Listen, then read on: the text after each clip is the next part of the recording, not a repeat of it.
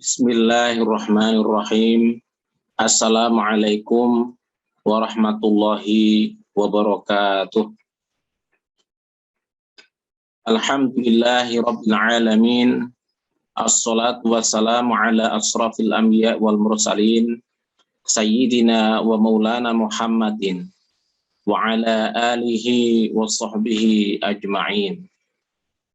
Qala Allah ta'ala fil Qur'anil Karim, a'udzu billahi minasyaitonir rajim. Bismillahirrahmanirrahim. Fastamsik billadzi uhiya ilaik innaka 'ala shiratim mustaqim. Shadaqallahul azim. Alhamdulillahirabbil alamin. Segala puji bagi Allah, Tuhan Rabb semesta alam, yang telah mengantarkan kepada kita semua hingga pada malam hari ini kita bisa mengikuti kajian umum edisi ke-19. Mudah-mudahan Allah Subhanahu wa taala mencatat amal kita, amal yang soleh, menjadi simpanan kita di akhirat kelak. Amin amin ya rabbal alamin. Shalawat dan salam semoga tetap terlimpahkan kepada junjungan kita Nabi besar Muhammad sallallahu alaihi wasallam, kepada para keluarganya, para sahabatnya, dan para pengikutnya hingga akhir zaman. Sahabat muslim yang budiman yang dimuliakan Allah Subhanahu wa taala, pada malam hari ini kita bersama-sama membahas bagaimana cara kita membina kepribadian Islam atau syakhsiyah Islamiyah dalam bahasa Arabnya. Syakhsiyah Islamiyah artinya kepribadian Islam. Istilah ini ada dua, yaitu syakhsiyah dan Islamiyah. Syakhsiyah artinya kepribadian, dan kalau syakhsiyah Islamiyah berarti kepribadian Islam. Sebetulnya kerabat muslim ini merupakan istilah baru yang tidak ada dalam Al-Quran maupun As-Sunnah. Hal seperti itu adalah hal yang lumrah saja, karena tema itu merupakan tema yang baru yang belum pernah ada pada masa Rasulullah SAW, belum ada pada zaman sahabat, bahkan pada berabad-abad terwujudnya masyarakat Islam secara nyata. Namun ketika berbagai produk budaya, yaitu produk budaya Barat, makin merajalela di berbagai negeri kaum muslimin saat ini, berupa produk-produk materi atau al-madiyah maupun nilai-nilai atau al-afkar, maka pembahasan tema itu menjadi sangat penting dibicarakan dan dibahas. Intinya istilah syakhsiyah Islamiyah ini itu supaya orang di abad yang sekarang ini bisa memahami duduk persoalannya dan lebih detail, bisa membahas dari ilmu-ilmu yang lebih luas. Sahabat muslim yang budiman yang dimuliakan Allah Subhanahu wa taala, salah satu nilai yang tertanam dalam kehidupan kaum muslimin saat ini adalah nilai-nilai yang dikembangkan dalam bidang ilmu kejiwaan atau psikologi. Orang sekarang biasanya belajar ilmu psikologi atau mendengar ilmu psikologi, antara lain tentang konsep kepribadian manusia yang sangat ditentukan oleh berbagai standar. Ini berkembang sekali di barat ilmu psikologi. Oleh karena itu kita imbangi pembahasan ini. Para ahli barat banyak membicarakan konsep kepribadian. Mereka juga punya konsep kepribadian orang-orang barat. Artinya kalau kita sebut orang barat itu artinya orang yang bukan Islam, ya. Mereka juga punya konsep namanya konsep kepribadian, dan nilai-nilai tinggi rendahnya kepribadian tersebut mereka juga punya tolak ukur. Tinggi rendahnya kepribadian mereka juga punya tolak ukur, yaitu pakai tolak ukur barat tentunya, ya. Konsep mereka menyatakan bahwa tinggi rendahnya kepribadian seseorang ditentukan oleh berbagai nilai.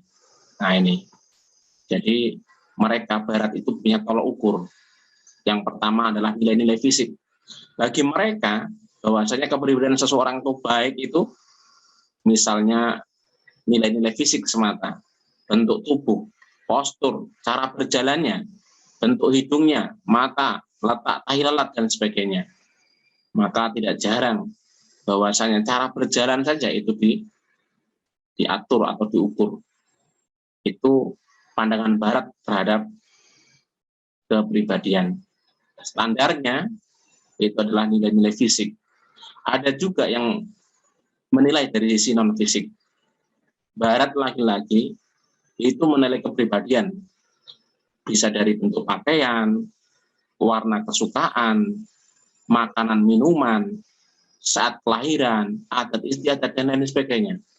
Bahkan Barat itu juga menilai kepribadian dari sudut yang genetik, ya, yang genetik berdasarkan keturunan. Kaum bangsa, apakah dia golongan bangsawan misalnya, apakah dari suku apa misalnya, orang tua pintar misalnya, orang tuanya memang tokoh, terhormat, kemudian seniman, dan sebagainya.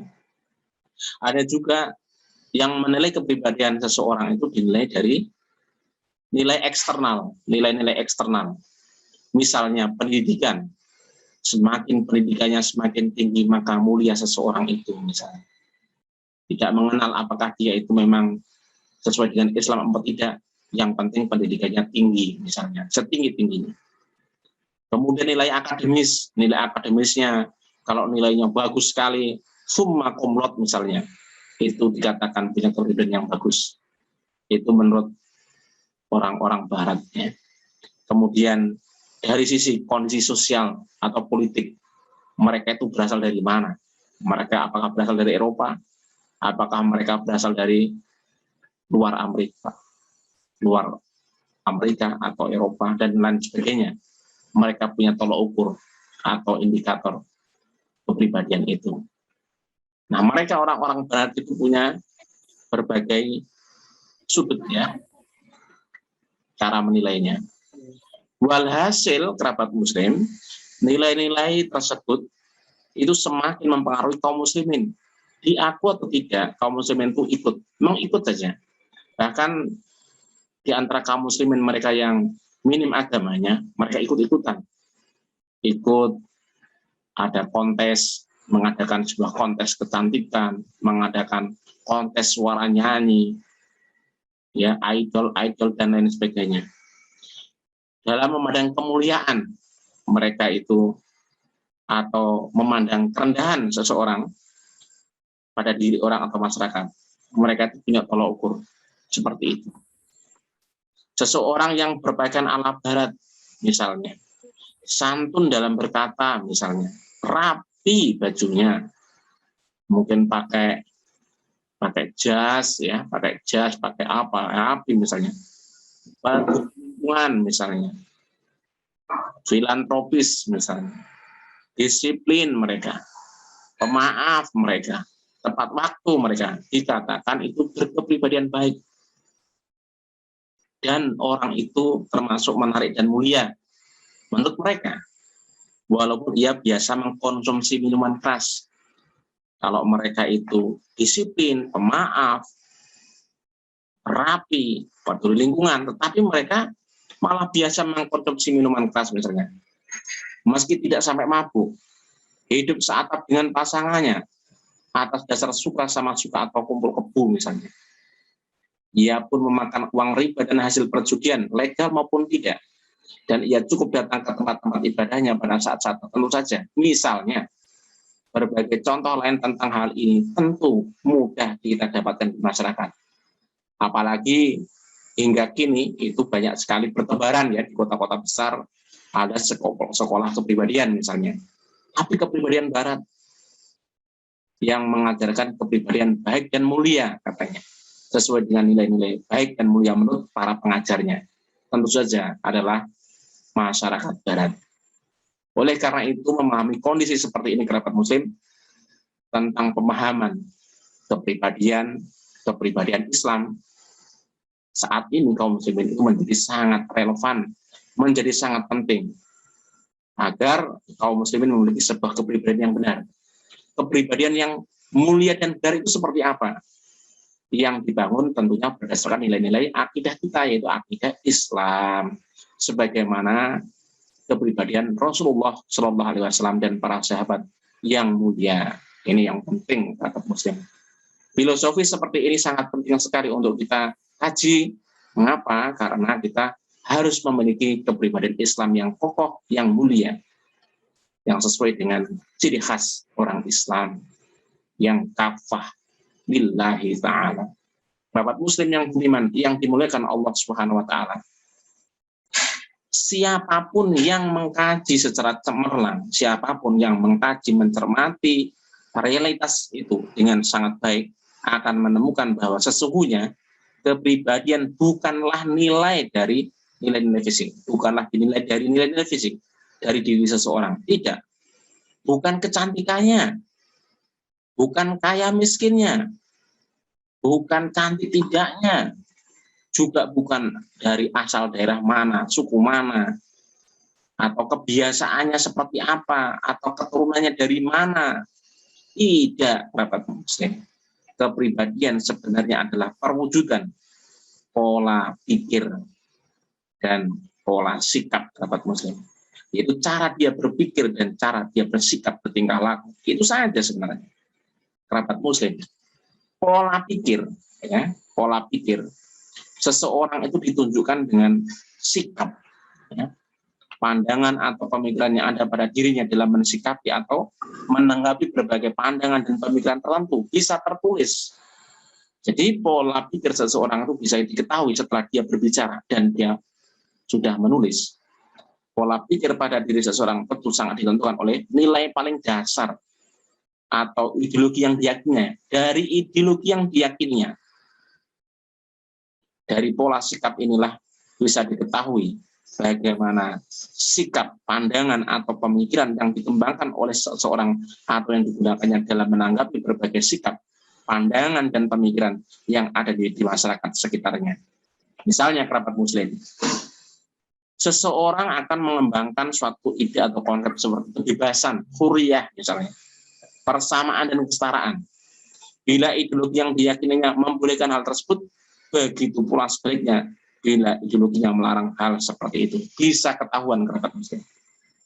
Sedangkan pola sikap atau pola tingkah laku adalah perbuatan-perbuatan nyata yang dilakukan seseorang dalam rangka memenuhi berbagai kebutuhan hidupnya, kebutuhan biologis maupun kebutuhan nalurinya. Pola tingkah laku pada diri seseorang pun sangat ditentukan oleh nilai paling dasar juga atau ideologi yang diyakininya. Seseorang akan makan, seseorang itu akan minum, memenuhi segala kebutuhannya, kebutuhan biologisnya misalnya, bila ideologi yang diyakininya membolehkan hal itu. Seseorang pun akan memuaskan naluri, melestarikan jenisnya atau naluri seksualnya dengan cara apa saja bila ideologinya yang diyakininya membolehkan hal itu, tergantung dari ideologinya apa. Nilai yang paling mendasar yaitu ideologinya itu seperti apa, dan ia pun akan mengatur aturan peribadatannya, tata cara berpakaiannya, tata cara bergaulnya, dan berakhlaknya sesuai dengan keinginannya bila ideologi yang diyakininya membolehkan hal itu. Begitu pula sebaliknya. Jadi ada namanya standar, ya, standarnya itu tergantung daripada ideologinya seperti apa, baik pola pikirnya maupun pola sikap atau tingkah lakunya. Sahabat Muslim yang beriman, walhasil sampai di sini maka pola sikap dan pola tingkah laku ini yang menentukan corak sebetulnya, yang menentukan corak kepribadian seseorang. Dan karena pola sikap dan pola tingkah laku ini sangat ditentukan oleh nilai dasar atau ideologi yang diyakininya, maka corak kepribadian seseorang memang sangat bergantung kepada ideologinya, kepada akidahnya yang dianutnya itu sebetulnya. Ideologi akidah kapitalisme misalnya akan membentuk masyarakat berkepribadian kapitalisme sekuler. Wajar kan? Kalau ideologi akidahnya kapitalisme, pasti akan membentuk masyarakat yang berkepribadian kapitalisme liberal. Kalau ideologi sosialisme, berarti pasti bisa dipastikan akan membentuk kepribadian sosialis komunis. Itu sudah tabii, alami manusia. Sedangkan ideologi atau akidah Islam seharusnya, kerabat muslim, menjadikan kaum muslimin yang memeluk dan meyakininya memiliki kepribadian Islam atau syakhsiah Islamiyah. Kerabat muslim yang budiman yang dimuliakan Allah Subhanahu wa taala. Dalam bahasa yang sederhana sebetulnya, kepribadian atau syakhsiah itu terbentuk dari dua saja, yaitu pola pikir dan pola sikap. Atau bahasa Arabnya itu akliyah dan nafsiyah. Pola pikir itu akliyah, ya. Pola sikapnya atau tingkah laku adalah nafsiyah. Yang kedua itu terpancar dari ideologi akidah yang khas atau yang tertentu tadi. Apakah dia kapitalisme, apakah dia sosialisme, apakah dia Islam. Nah, sahabat muslim yang budiman yang dimuliakan Allah Subhanahu wa taala. Oleh karena itu maka kita membahas tentang kepribadian Islam atau syakhsiah Islamnya berarti sebetulnya berbicara sejauh mana seseorang memiliki pola sikap yang Islami. Sejauh mana orang memiliki pola pikir Islami, akidah Islamnya, dan sejauh mana ia memiliki pola sikap atau tingkah laku yang Islami atau nafsiyah Islamiyah. Oleh karena itu bisa dikatakan di sini bahwasanya akhliyah Islamiyah ya hanya akan terbentuk, pola pikir Islami itu akan terbentuk dan menjadi kuat bila ia memiliki keyakinan yang benar dan kokoh terhadap akidah Islamnya, dan ia memiliki ilmu-ilmu keislaman yang cukup untuk bersikap terhadap berbagai ide, pandangan, konsep, pemikiran yang ada di masyarakat, di mana semua pandangan dan konsep tersebut distandarisasi dengan ilmu dan nilai-nilai Islami. Itu kerabat. Sedangkan nafsiyah Islamnya atau pola sikap Islam hanya akan terbentuk dan menjadi kuat bila seseorang menjadikan aturan-aturan Islam dalam memenuhi kebutuhan biologisnya. Ketika dia memenuhi kebutuhan makan, minum, berpakaian, dan seterusnya, maupun kebutuhan naluriahnya, misalnya beribadah, bergaul, bermasyarakat, berketurunan, dan seterusnya, dan seterusnya. Sahabat muslim, jadi di sini bisa dikatakan seseorang itu memiliki syakhsiah Islamnya jika apa? Jika ia memiliki akliyah Islamiyah dan nafsiyah Islamiyah sekaligus. Jadi dua itu. Orang dikatakan punya kepribadian Islam adalah ketika dia punya pola pikir Islam dan punya pola sikap Islam. Mereka adalah orang-orang yang senantiasa bersikap berpikir atas dasar pola berpikir Islami dan orang-orang yang senantiasa memenuhi kebutuhan jasmani dan nalurinya sesuai dengan aturan Islam, dengan nizam Islam, tidak mengikuti hawa nafsunya semata, tidak mengumbar hawa nafsunya semata. Terlepas apakah ia memiliki syakhsiah Islam yang kuat atau yang lemah, yang jelas ia telah memiliki syakhsiah kepribadian Islam. Hanya saja perlu dipahami di sini bahwa Islam tidak menganjurkan agar umatnya memiliki syakhsiah Islamnya sebatas ala kadarnya atau sedikit-sedikit, tidak, tetapi yang dibutuhkan Islam justru orang-orang yang memiliki syakhsiah Islamnya yang kokoh, yang kuat, akidahnya yang kuat, akidahnya yang tinggi, dan tingkat pemikirannya juga tinggi. Tinggi pula tingkat ketaatannya terhadap ajaran Islam, ajaran Allah dan Rasulnya. Amin, amin ya rabbal alamin. Kerabat muslim yang budiman yang dimuliakan Allah SWT. Bagaimana sekarang pertanyaannya? Bagaimana membina syakhsiah Islamnya? Bagaimana memperkuat syakhsiah Islamnya? Bagaimana caranya? Kerabat muslim jawabannya adalah upaya untuk membina atau memperkuat syakhsiah Islamnya kita masing-masing, yaitu dengan cara meningkatkan akliyah dan nafsiyah Islamiyahnya. Itu saja sebetulnya. Bagaimana caranya? Yaitu meningkatkan kualitas akidah Islamnya. Bagaimana? Yaitu dengan cara menambah khasanah ilmu-ilmu Islam atau thaqafah Islam. Misalnya seperti belajar sendiri, mutolaah sendiri, mengkaji sendiri, atau belajar seperti kajian umum seperti ini. Halaqah mingguan, ngaji mingguan, ngaji bulanan, dan seterusnya. Itu cara-cara untuk menambah ilmu-ilmu Islam. Sebagaimana dorongan Islam bagi umatnya untuk terus menuntut ilmu, kapanpun, dimanapun. Menuntut ilmu, dimanapun dan kapanpun. Dengan ilmu Islam yang cukup, seseorang muslim akan mampu menangkal berbagai bentuk pemikiran yang merusak dan bertentangan dengan Islam. Karena dengan ilmu bisa mengetahui ini baik, ini buruk, ini berbahaya untuk dirinya, ini tidak, ini bagus untuk dirinya. Itu ketika memiliki ilmu-ilmu Islam. Dia pun akan mampu mengembangkan ilmu-ilmu Islam, bahkan dapat berpotensi besar menjadi seorang mujtahid, menjadi seorang mujadid, ya, itu potensi besar bagi kaum muslimin. Allah Subhanahu wa taala mengajarkan doa kepada kita semua. A'udzubillahi minasyaitonirrajim. Wa qur rabbi zidni ilma. Katakanlah, ya Tuhanku, tambahkanlah ilmu kepadaku, dalam Al-Qur'an surat Toha ayat yang ke-14. Kerabat muslim yang budiman. Adapun bagaimana cara meningkatkan atau memperkuat nafsiyah Islamnya, pola sikap yang Islam, bagaimana? Yaitu dapat ditingkatkan dengan selalu melatih diri, ya, riyadhah, latihan terus menerus untuk berbuat taat, takwa, terikat dengan aturan Islam dalam segala hal, dan melaksanakan amalan-amalan ibadah baik yang wajib maupun yang sunnah, serta membiasakan diri untuk meninggalkan yang makruh dan syubhat, yang samar-samar, apalagi yang haram. Islam pun menganjurkan agar kita senantiasa berakhlak mulia, tidak sekedar berbudi pekerti luhur, tapi punya akhlak mulia berdasarkan Islam, bersikap warok, ya, bersikap sesuai dengan Al-Quran dan As-Sunnah, hati-hatian gitu, dan qanaah, ya, menerima apa adanya, menerima Islam apa adanya, agar mampu menghilangkan kecenderungan yang buruk dan bertentangan dengan Islam, bisa menghilangkan kecenderungan yang tidak baik. Dalam sebuah hadis qudsi, Allah Subhanahu wa taala berfirman yang artinya wallahu a'lam, dan tidaklah bertakorup beramal seorang hambaku dengan sesuatu yang lebih aku sukai, seperti bila ia melakukan amalan fardu, amalan wajib yang aku perintahkan atasnya, kemudian hambaku senantiasa bertakorup kepadaku dengan amalan-amalan sunnah sehingga aku mencintainya. Yang diriwayatkan oleh Imam Bukhari dan, ya, Imam Bukhari dari Abu Hurairah.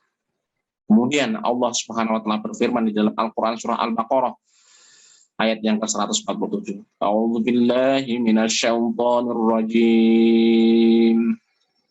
Fastabiqul khairat, yang artinya wallahu alam. Maka berlomba-lombalah kamu dalam mengerjakan kebaikan. Ini kerabat muslim. Rasulullah SAW bersabda yang diriwayatkan Imam Bukhari dari Abu Musa, yang artinya wallahu alam. Bagi seorang muslim telah diwajibkan baginya bersedekah. Abu Musa bertanya, bagaimana jika ia tidak mendapatkan sesuatu bersedekah? Rasul menjawab, ia harus berbuat dengan kedua tangannya yang dapat mendatangkan manfaat bagi dirinya. Kemudian ia bersedekah. Bagaimana jika ia tidak berbuat demikian? Tanya Abu Musa. Rasul menjawab, ia harus menolong orang yang membutuhkannya.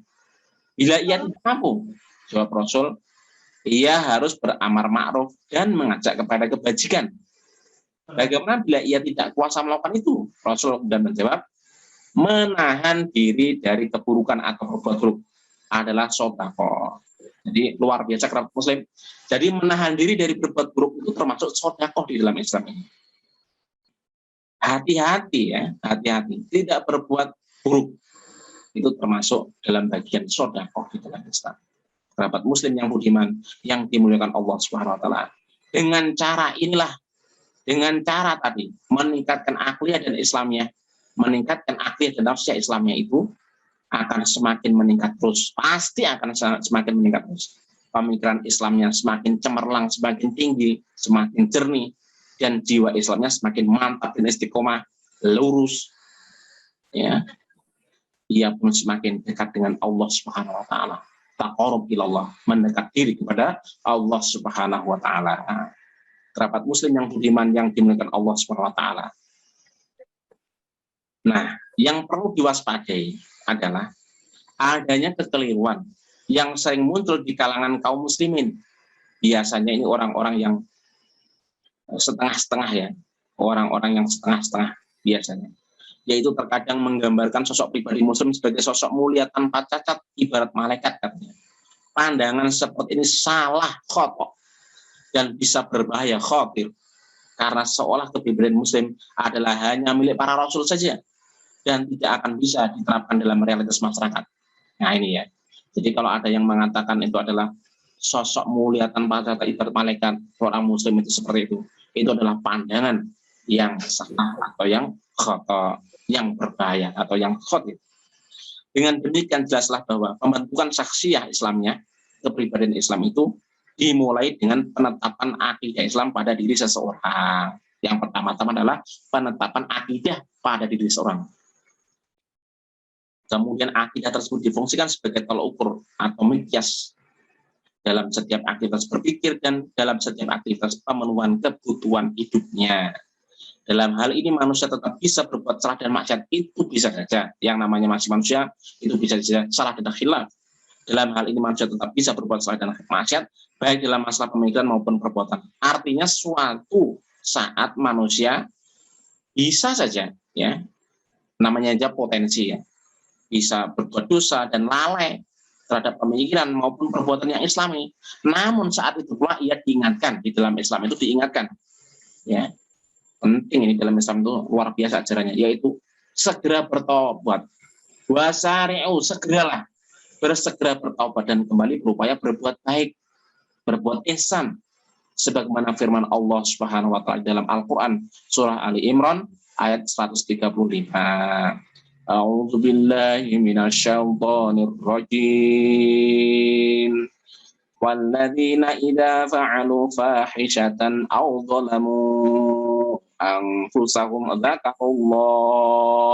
dzakarullaha fastaghfaru lidzunubihim, yang artinya wallahu alam. Dan orang bertakwa itu adalah yang jika berbuat dosa dan aniaya atas diri sendiri, ia segera ingat Allah dan memohon ampun atas dosanya. Sahabat muslim yang budiman, seseorang yang memiliki asyaksiyah Islamnya, seseorang yang memiliki kepribadian Islam yang tangguh akan tampil mulia di tengah masyarakat dengan sifat-sifat khas, sifat-sifat unik, dimanapun dia berada akan menjadi pusat perhatian, menjadi pusat lentera karena ketinggian ilmu dan kekuatan jiwanya, khas kepribadiannya, penerang di lingkungannya.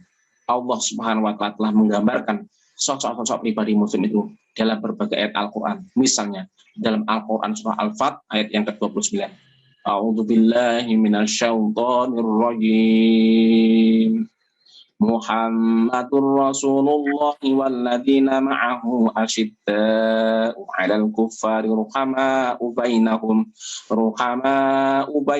tarahum ruk'an sujjadan yabtaghuna fadlan minallahi wa ridwana, yang artinya wallahu alam, Muhammad itu Rasul Allah dan orang-orang yang bersamanya, para sahabat, bersikap keras terhadap orang-orang kafir tetapi saling berkasih sayang terhadap sesama mereka. Engkau melihat mereka ruku dan sujud mengharap karunia Allah dan keridhaannya, tanda-tanda mereka nampak pada muka mereka dan bekas sujud. Begitu pula sebagaimana yang tertentu pada Al-Quran surah At-Taubah ayat 100, Al-Mu'minun ayat 1-11, Al-Furqan ayat 63-74 dan sebagainya. Kerabat muslim yang budiman yang dimuliakan Allah Subhanahu wa taala. Meski sifat khas kepribadian Islam itu tidak ada kaitannya dengan penampilan fisik seseorang, namun Islam juga menganjurkan agar umatnya selalu menjaga penampilan fisik. Nah, ini jangan sampai keliru kerabat muslim. Islam itu sangat menganjurkan sekali bagaimana umatnya itu selalu penampilan fisiknya itu yang indah, yang bersih. Di dalam hadis yang diberikan oleh Imam Abu Dawud yang artinya wallahu a'lam, jika kalian mengunjungi saudaramu, maka perbaikilah kendaraanmu dan perindahlah pakaianmu, sehingga seolah kalian bagaikan tai lalat, kesan keindahan yang mudah dikenali di antara manusia. Sesungguhnya Allah tidak menyukai hal-hal yang buruk. Kerabat muslim, di dalam Islam itu tai lalat itu sudah masuk dalam hadis, ya. Artinya itu apa? Artinya pertanda, ya, kesan keindahan yang mudah dikenali di antara manusia. Kerabat muslim yang budiman yang dimuliakan Allah Subhanahu wa taala. Islam telah menjadikan diri Rasulullah SAW dan para sahabatnya sebagai orang-orang yang berkepribadian Islam yang paripurna dan kokoh, sebagai teladan, sebagai suri tauladan tepat bagi seluruh kaum muslimin. Tidak ada contoh terbaik selain mereka dan orang-orang yang juga mencontoh mereka. Karenanya seorang muslim haram menjadikan kepribadian barat sebagai teladan bagi standarisasi kepribadian yang mulia dan kepribadian yang buruk. Haram hukumnya kerabat muslim. Jadi jangan sekali-kali mengikuti peradaban barat. Jangan mengikuti kepribadian yang diajarkan oleh barat. Haram hukumnya. Kerabat muslim yang budiman, yang dimuliakan Allah Subhanahu wa taala. Mari kita detailkan bagaimana ciri-ciri khas para sahabat radhiyallahu anhum. Ciri khas syakhsiyah pada sahabat dan tabi'in berbeda-beda sesuai dengan tingkatan ilmu, olah akiyahnya masing-masing, kemampuan hafalan Al-Quran hadisnya masing-masing. Abu Ubaidah bin Jarrah misalnya merupakan salah seorang sahabat yang demikian teguh keimanannya. Beliau pantas menduduki jabatan khalifah, sehingga Abu Bakar As-Siddiq radhiyallahu anhu sendiri pernah mencalonkannya sebagai khalifah dan menunjuknya ketika terjadi musyawarah di Saqifah Bani Sa'idah. Hal ini mengingat keahlian dan keamanahannya. Abu Ubaidah bin Jarrah radhiyallahu anhu termasuk salah seorang sahabat yang menguasai dan hafal seluruhnya Al-Quran.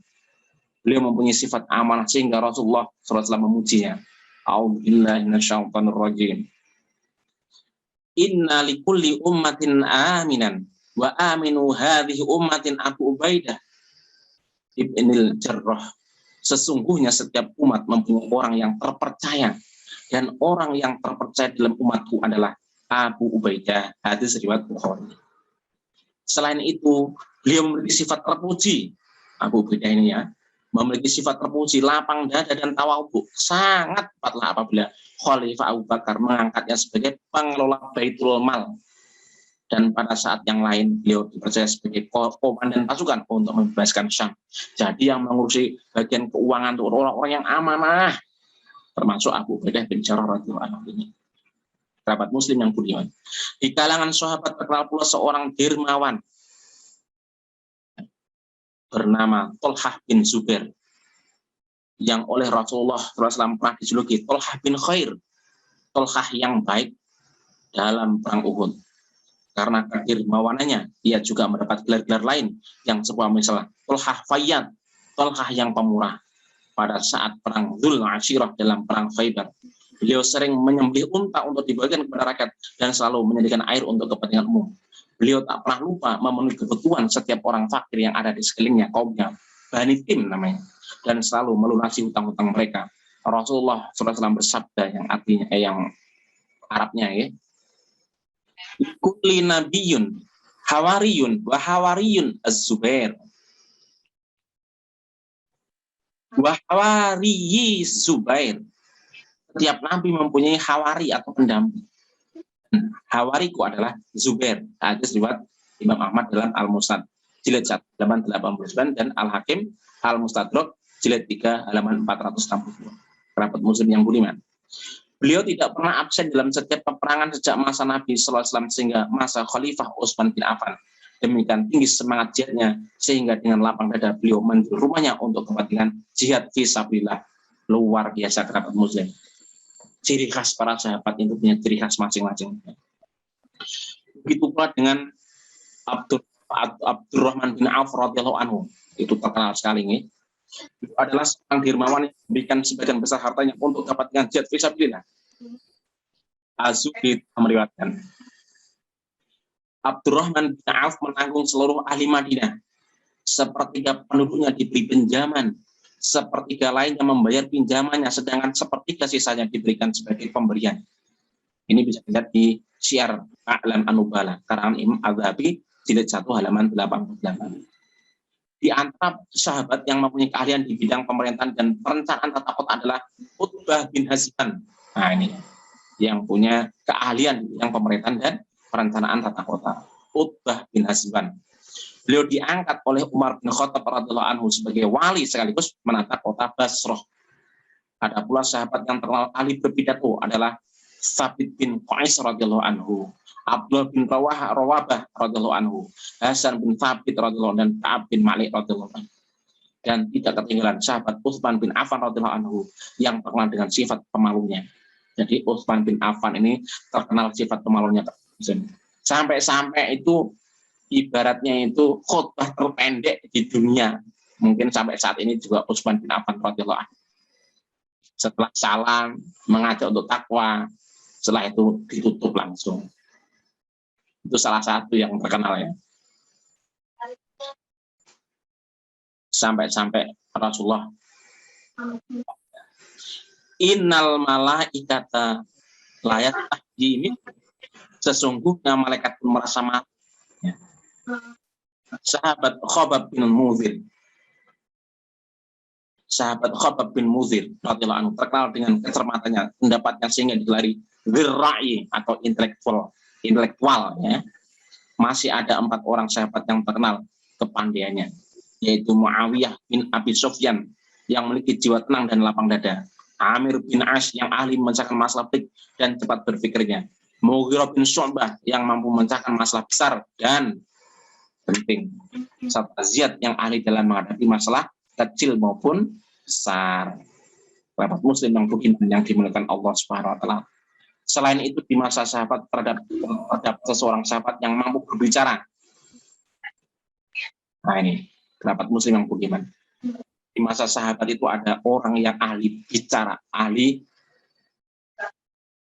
berbicara dalam 100 bahasa. Bayangkan sahabat Muslim, kita ini yang paling tinggi di dunia berapa? Mungkin belasan saja.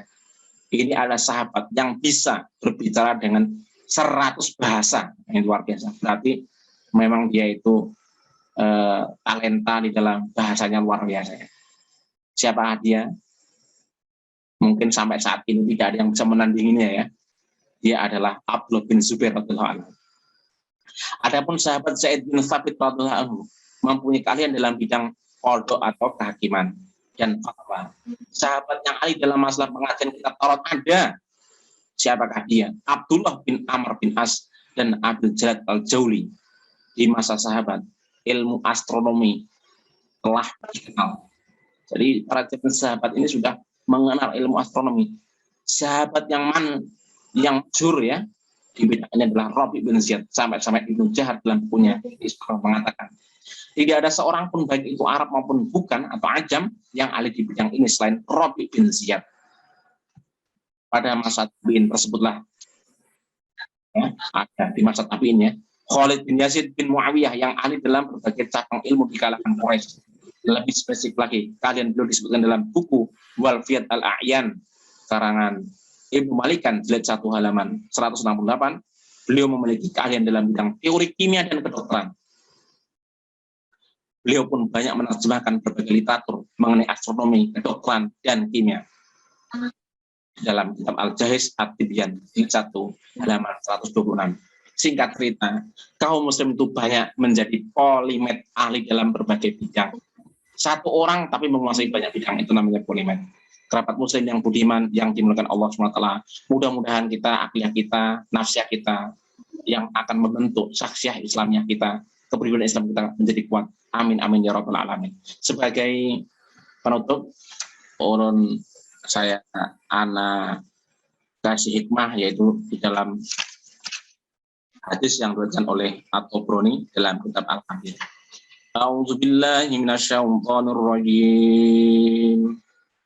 Innallaha subhanahu qala man kana li waliyan faqad barazani fil adawah. Ibna Adama lan bikama indi illa bi ada'im maftaratu alaik wa la yazalu 'abdi yataqarrabu ilayya binawafil hatta uhibbuhu fa akuna qalbahu alladhi yaqidu bih wa lisanahu alladhi yantiqu bih wa yasarahu alladhi yushribu bih yubshiru bih fa idza da'ani ajabtu wa idza sa'alani a'taitu wa idza istangsharani nasartuhu wa habbu ibadati abdi ilayya nasihah. Artinya wallahu alam. Sesungguhnya Allah Subhanahu wa taala berfirman, barang siapa menghinakan wali kekasihku, dia telah terang-terangan membunuhku. Wahai anak Adam, engkau tidak akan mendapatkan apa yang ada padaku kecuali dengan melaksanakan perkara yang telah aku fardukan kepadamu. terus-menerus mendekatkan dirinya kepadaku dengan melaksanakan ibadah sunnah, maka pasti aku akan mencintainya. Maka aku mencintainya, aku akan menjadi hatinya yang ia berpikir dengannya. Aku akan menjadi lisannya yang ia berbicara dengannya, dan aku akan menjadi matanya yang ia melihat dengannya. Jika ia berdoa kepadaku, maka pasti aku akan mengabulkannya. Jika ia meminta kepadaku, maka pasti aku akan memberinya. Jika ia meminta pertolongan kepadaku, maka pasti aku akan menolongnya. Ibadah hambaku yang paling aku cintai adalah memberikan nasihat. Sahabat muslim yang dimuliakan Allah SWT. Hadis ini memberi penjelasan mengenai jalan untuk meraih pertolongan dan bantuan Allah, serta dukungan dari sisinya dengan mendekatkan diri kepadanya dan memohon pertolongan kepadanya. Dialah zat yang maha kuat dan perkasa. Siapa saja yang membela Allah, dia tidak akan pernah dihinakan. Sebaliknya, siapa saja yang menghinanya, maka dia tidak akan pernah diberi pertolongan. Dia sangat dekat dengan hambanya ketika dia berdoa kepadanya. Dia maha mengabulkan doa hambanya. Ketika dia mohon untuk dikabulkan, dialah zat yang maha perkasa di atas mahanya, di atas hambanya. Dialah zat yang maha lembut dan maha mengetahui.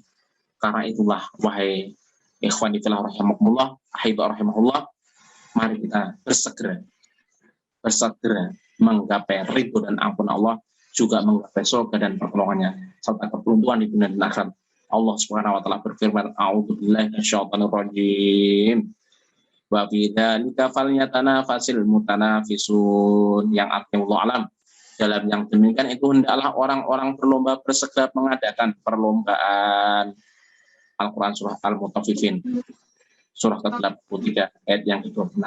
Mudah-mudahan kita semuanya semakin taat kepada Allah Subhanahu wa taala, semakin takwa kepada Allah Subhanahu wa taala. Artinya kita berkepribadian Islamnya yang kuat, yang kokoh hingga akhir kita. Amin, amin ya rabbal alamin. Demikian yang dapat disampaikan pada kesempatan malam hari ini. Mudah-mudahan apa yang disampaikan bermanfaat untuk kita semuanya, untuk dunia dan akhirat kita. Amin, amin ya rabbal alamin.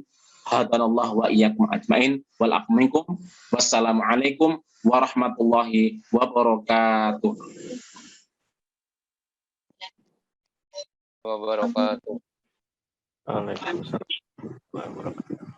Jazakumullahu khairan katsira wa sa'ada fid dini wa dunya wal akhirah. Kepada akhir rahimahullah. Nggih. Mudah-mudahan kita tetap istiqomah. Amin ya rabbal alamin. Oke, mohon pamit nggih. Ustaz. Nggih. Terima kasih Ustaz. Nggih, sami-sami Ustaz. Nggih, sami-sami. Ahibah rahimahullah. Assalamualaikum warahmatullahi wabarakatuh. Waalaikumsalam warahmatullahi wabarakatuh.